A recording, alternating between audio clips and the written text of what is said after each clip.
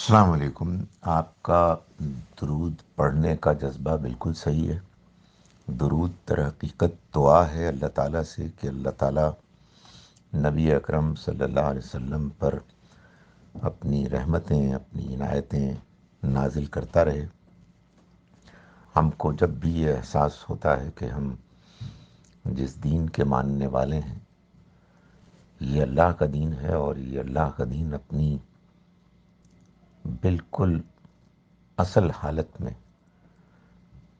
جوں کا توں ہم تک پہنچا ہے اللہ کے پیغمبر صلی اللہ علیہ وسلم کے ذریعے سے، جنہوں نے اپنی قربانیاں دے کر اور اپنے بہترین نمونے کردار کو پیش کر کے ہمارے لیے اس دین کو پانا، سمجھنا اور اس پر عمل کرنا ممکن بنایا اللہ کی مہربانی سے۔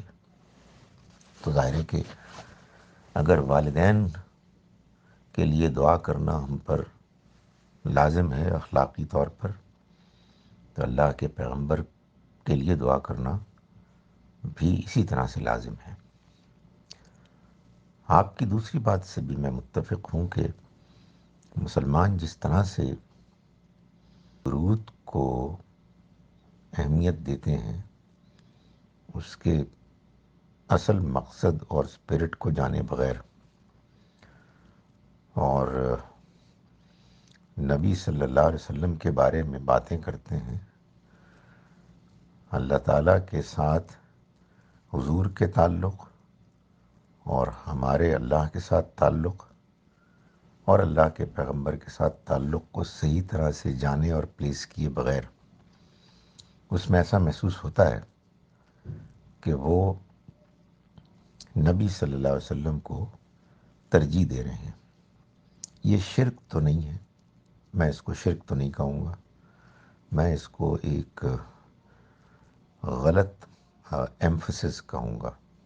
اس میں ترتیب صحیح ہونی چاہیے، اور ترجیح بہرحال اللہ کے ساتھ تعلق اور اللہ کے ساتھ محبت ہی کی ہونی چاہیے۔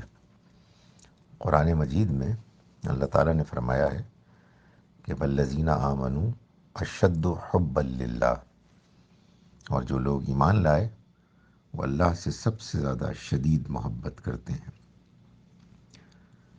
نبی صلی اللہ علیہ وسلم نے ایک مرتبہ اپنے ایک ساتھی سے کوئی بات فرمائی، تو انہوں نے جواب میں کہا کہ جو اللہ چاہے اور جو آپ چاہیں۔ تو آپ اس پر بہت ناراض ہوئے، اور آپ نے یہ فرمایا کہ اجعلتنی للہ ندن، کیا تم نے مجھے اللہ کے ساتھ ایک مد مقابل بنا دیا؟ کہنے کا مقصد یہ ہے کہ یہ حضور کے لائے ہوئے دین اور پیغام کے منشا کے خلاف ہے کہ ہم اللہ کے مقابلے میں آپ کو یاد کرنے میں، تعریف کرنے میں ترجیح دیں۔ سو ترتیب ٹھیک ہونی چاہیے۔